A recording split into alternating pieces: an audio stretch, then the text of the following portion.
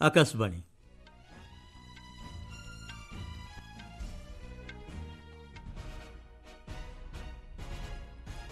संवाद पढ़ुंट उदयनाथ स्वाई। मुख्य संवाद बिहार रे स्वतंत्र भोटर तालिका संशोधनर अंशस्वरूप भारतीय निर्वाचन आयोग प्रकाश कले चूड़ांत भोटर तालिका। संचार साथी अभियान माध्यम पुनरुद्धार होईछि 6 लाख अधिक मोबाइल हैंडसेट। तमिलनाडुर करूर दलाचकटा घटनार कारण जानिबा एनडीए प्रतिनिधि दलंक करूर गस्त।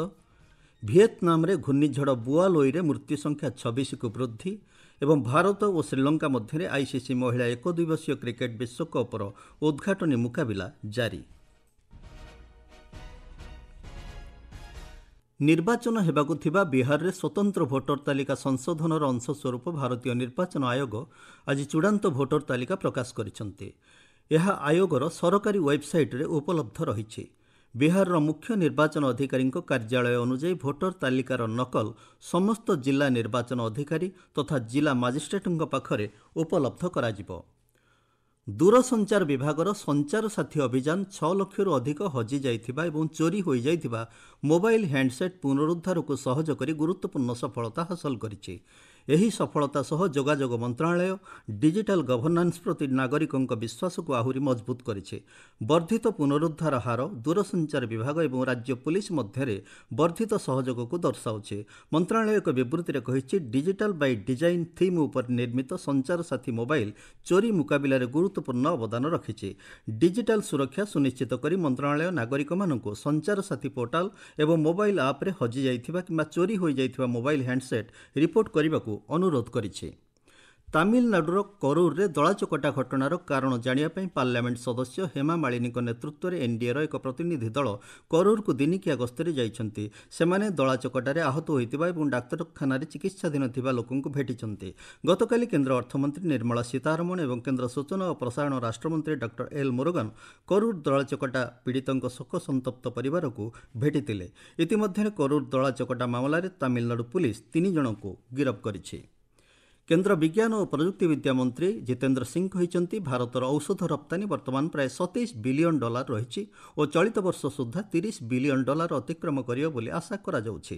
ଜୈବ ପ୍ରଯୁକ୍ତି ବିଦ୍ୟା ବିଭାଗ ଏବଂ ଉତ୍ତରପ୍ରଦେଶ ସରକାରଙ୍କ ମଧ୍ୟରେ ବୁଝାମଣାପତ୍ର ସ୍ୱାକ୍ଷରିତ ହେବା ଅବସରରେ ଶ୍ରୀ ସିଂ କହିଛନ୍ତି, ଏହି ଚୁକ୍ତିନାମା ବିକଶିତ ଭାରତ 2047ର ଦୃଷ୍ଟିକୋଣକୁ ଆଗକୁ ବଢ଼ାଇବାରେ ସାହାଯ୍ୟ କରିବ ଏବଂ ସୁଲଭ ସ୍ୱାସ୍ଥ୍ୟସେବା ପ୍ରଦାନକାରୀ ଭାବେ ଭାରତର ସ୍ଥିତିକୁ ସୁଦୃଢ଼ କରିବ। ସଂସ୍କୃତି ମନ୍ତ୍ରୀ ଗଜେନ୍ଦ୍ର ସିଂ ଶେଖାୱତ ସାଂସ୍କୃତିକ ଅଧିକାର ପ୍ରତି ଭାରତର ପ୍ରତିବଦ୍ଧତା ଏବଂ ସମାନ ଅଭିବୃଦ୍ଧି ପାଇଁ ସୃଜନଶୀଳତାକୁ ସୁଦୃଢ଼ କରିବା ଉପରେ ଗୁରୁତ୍ୱାରୋପ କରିଛନ୍ତି। ସ୍ପେନ୍ରେ ଅନୁଷ୍ଠିତ ବିଶ୍ୱ ସାଂସ୍କୃତିକ ନୀତି ଏବଂ ସ୍ଥାୟୀ ବିକାଶ ସମ୍ମିଳନୀ ମୋଣ୍ଡିଆକଲ୍ଟରେ ମନ୍ତ୍ରୀ ଏସିଆ ପ୍ରଶାନ୍ତ ମହାସାଗରୀୟ ଗୋଷ୍ଠୀର ଅଧ୍ୟକ୍ଷ ଭାବେ କାର୍ଯ୍ୟ କରିଥିଲେ। ୟୁନେସ୍କୋ ଦ୍ୱାରା ଆହୁତ ଏହି କାର୍ଯ୍ୟକ୍ରମରେ ବିଶ୍ୱ ସାଂସ୍କୃତିକ ନୀତିର ଭବିଷ୍ୟତ ଗଠନ ପାଇଁ ବିଶ୍ୱର ବିଭିନ୍ନ ସ୍ଥାନରୁ ମନ୍ତ୍ରୀ ଏବଂ ସାଂସ୍କୃତିକ ନେତାମାନେ ଏକାଠି ହୋଇଥିଲେ। ଆପଣମାନେ ସମ୍ବାଦ ଶୁଣୁଛନ୍ତି ଆକାଶବାଣୀରୁ। ପବିତ୍ର ଦୁର୍ଗାପୂଜା ଅବସରରେ ଦେଶ ଏବଂ ବିଦେଶରେ ବସବାସ କରୁଥିବା ନାଗରିକମାନଙ୍କୁ ରାଷ୍ଟ୍ରପତି, ଉପରାଷ୍ଟ୍ରପତି, ପ୍ରଧାନମନ୍ତ୍ରୀ ଏବଂ ସ୍ୱରାଷ୍ଟ୍ରମନ୍ତ୍ରୀ ଶୁଭେଚ୍ଛା ଜଣାଇଛନ୍ତି। ରାଷ୍ଟ୍ରପତି ତାଙ୍କ ବାର୍ତ୍ତାରେ କହିଛନ୍ତି, ଏହି ପର୍ବ ଦେଶର ସଂସ୍କୃତି, ବିଶ୍ୱାସ ଏବଂ ଆଧ୍ୟାତ୍ମିକ ଐତିହ୍ୟର ପ୍ରତୀକ। ମା ଦୁର୍ଗାଙ୍କୁ ତାଙ୍କର 9ଟି ରୂପରେ ପୂଜା କରିବା କେବଳ ଆଧ୍ୟାତ୍ମିକ ଶୁଦ୍ଧିର ପଥ ନୁହେଁ, ବରଂ ସତ୍ୟ, ନ୍ୟାୟ ଏବଂ କରୁଣା ସହିତ ଆଗକୁ ବଢ଼ିବାକୁ ସମସ୍ତଙ୍କୁ ପ୍ରେରଣା ଯୋଗାଇଥାଏ।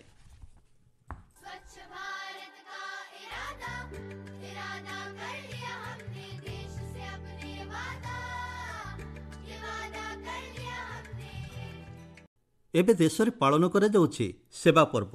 ଶୁଣନ୍ତୁ ଏକ ରିପୋର୍ଟ। ଜନସେବା ଓ ସୁଶାସନର ମନ୍ତ୍ର ଦ୍ୱାରା ପରିଚାଳିତ ହୋଇ ପ୍ରଧାନମନ୍ତ୍ରୀ ନରେନ୍ଦ୍ର ମୋଦିଙ୍କ ନେତୃତ୍ୱରେ ସରକାର ପରିବର୍ତ୍ତନ ଏବଂ ପ୍ରଗତି ଆଣିବା ପାଇଁ ନିରନ୍ତର ଉଦ୍ୟମ କରିଆସୁଛନ୍ତି।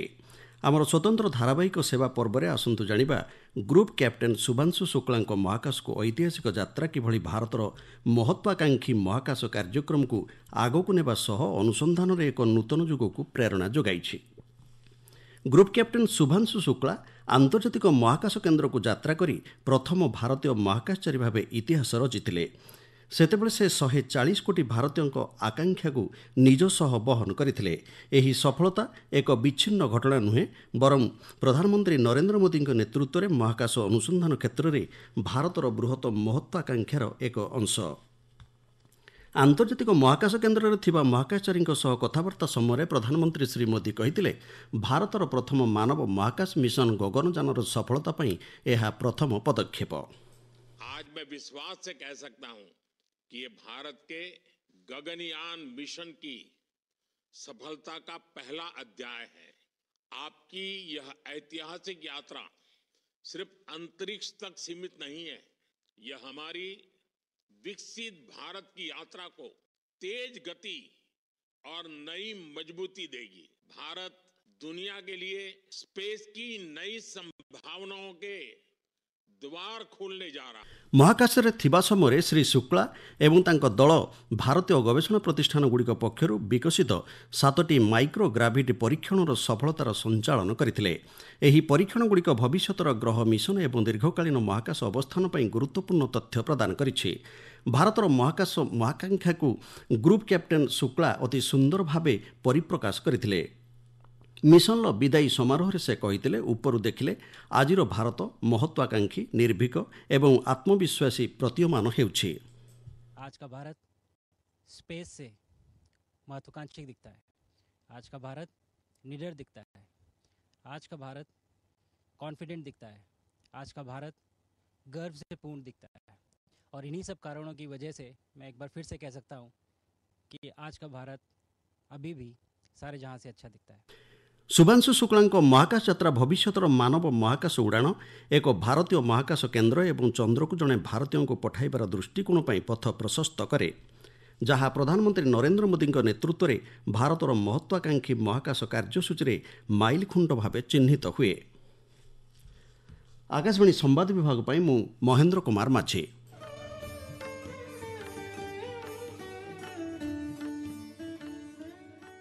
ପ୍ରବର୍ତ୍ତନ ନିର୍ଦ୍ଦେଶାଳୟ Ranchi zonal office money laundering ନିବାରଣ ଆଇନ ବ୍ୟବସ୍ଥା ଅନୁଯାୟୀ କୋଲକାତା ଏବଂ ହାଉଡ଼ାରେ 15 କୋଟି 41 ଲକ୍ଷରୁ ଅଧିକ ମୂଲ୍ୟର 10ଟି ଅସ୍ଥାବର ସମ୍ପତ୍ତିକୁ ଅସ୍ଥାୟୀ ଭାବେ ଜବତ କରିଛି। ଆଟାଚ୍ କରାଯାଇଥିବା ସମ୍ପତ୍ତି ଏକ ବଡ଼ ଧରଣର ଜିଏସ୍ଟି ଠକେଇ ସିଣ୍ଡିକେଟ୍ର ମୁଖ୍ୟ ଏବଂ ତାଙ୍କ ସହଯୋଗୀଙ୍କର ବୋଲି ଇଡି ଏକ ବିବୃତ୍ତିରେ କହିଛି। ସେହିପରି ଜାମଶେଦପୁର ଜିଏସ୍ଟି ଗୁଇନ୍ଦା ମହାନିର୍ଦ୍ଦେଶାଳୟ ଦ୍ୱାରା ଏକ ଅପରାଧିକ ସିଣ୍ଡିକେଟ୍ ବିରୁଦ୍ଧରେ ଦାଖଲ ଅଭିଯୋଗ ଆଧାରରେ ପ୍ରବର୍ତ୍ତନ ନିର୍ଦ୍ଦେଶାଳୟ ତଦନ୍ତ ଆରମ୍ଭ କରିଛି। ରାଷ୍ଟ୍ରପତି ଦ୍ରୌପଦୀ ମୁର୍ମୁ, ଉପରାଷ୍ଟ୍ରପତି ସିପି ରାଧାକ୍ରିଷ୍ଣନ୍ ଏବଂ ପ୍ରଧାନମନ୍ତ୍ରୀ ନରେନ୍ଦ୍ର ମୋଦି ବରିଷ୍ଠ ବିଜେପି ନେତା ବିଜୟ କୁମାର ମାଲହୋତ୍ରାଙ୍କୁ ତାଙ୍କ ବାସଭବନରେ ଶେଷ ଶ୍ରଦ୍ଧାଞ୍ଜଳି ଅର୍ପଣ କରିଛନ୍ତି। 93 ବର୍ଷ ବୟସ୍କ ବରିଷ୍ଠ ବିଜେପି ନେତା ଶ୍ରୀ ମାଲହୋତ୍ରାଙ୍କର ଆଜି ସକାଳେ ନୂଆଦିଲ୍ଲୀର ଅଖିଳ ଭାରତୀୟ ଆୟୁର୍ବିଜ୍ଞାନ ସଂସ୍ଥାନ ଏମ୍ସରେ ଦେହାନ୍ତ ହୋଇଥିଲା। ସେ ବିଜେପିର ଦିଲ୍ଲୀ ୟୁନିଟ୍ର ପ୍ରଥମ ସଭାପତି ଥିଲେ। ଭିଏତନାମରେ ଘୂର୍ଣ୍ଣିଝଡ଼ ବୁଆଲୋଇରେ ମୃତ୍ୟୁ ସଂଖ୍ୟା 26ରେ ପହଞ୍ଚିଛି।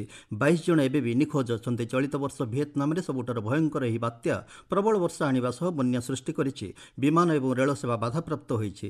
ଭିଏତନାମର ଜାତୀୟ ପାଣିପାଗ ଅନୁଯାୟୀ ଗତ 24 ଘଣ୍ଟା ମଧ୍ୟରେ ଭିଏତନାମର ବିଭିନ୍ନ ସ୍ଥାନରେ ବର୍ଷା ପରିମାଣ 300 ମିଲିମିଟର ଅତିକ୍ରମ କରିଛି। ଆଗକୁ ଭୂସ୍ଖଳନ ଏବଂ ବନ୍ୟାର ଆଶଙ୍କା ବିଷୟରେ ସଂସ୍ଥା ସତର୍କ କରାଇ ଦେଇଛି।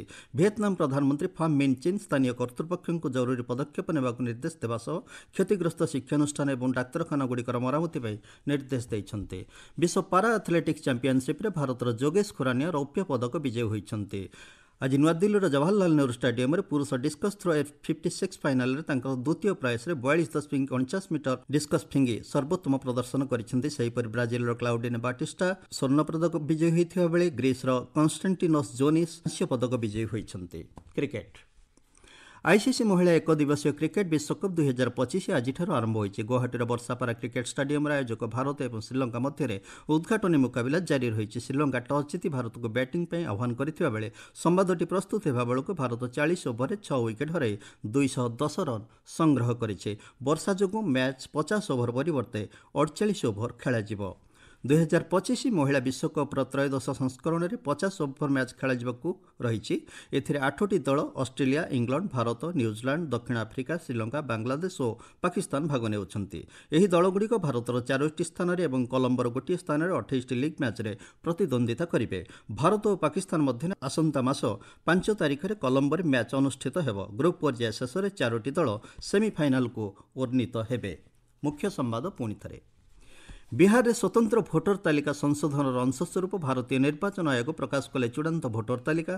ସଞ୍ଚାର ସାଥୀ ଅଭିଯାନ ମାଧ୍ୟମରେ ପୁନରୁଦ୍ଧାର ହୋଇଛି 6 ଲକ୍ଷରୁ ଅଧିକ ମୋବାଇଲ୍ ହ୍ୟାଣ୍ଡସେଟ୍। ତାମିଲନାଡୁର କରୁର ଦଳାଚକଟା ଘଟଣାର କାରଣ ଜାଣିବା ପାଇଁ ଏନ୍ଡିଏ ପ୍ରତିନିଧି ଦଳଙ୍କ କରୁର ଗସ୍ତ। ଭିଏତନାମରେ ଘୂର୍ଣ୍ଣିଝଡ଼ ବୁଆଲୋଇରେ ମୃତ୍ୟୁ ସଂଖ୍ୟା 26କୁ ବୃଦ୍ଧି ଏବଂ ଭାରତ ଓ ଶ୍ରୀଲଙ୍କା ମଧ୍ୟରେ ଆଇସିସି ମହିଳା ଏକଦିବସୀୟ କ୍ରିକେଟ୍ ବିଶ୍ୱକପ୍ର ଉଦ୍ଘାଟନୀ ମୁକାବିଲା ଜାରି। ସମ୍ବାଦ ଶେଷ ହେଲା।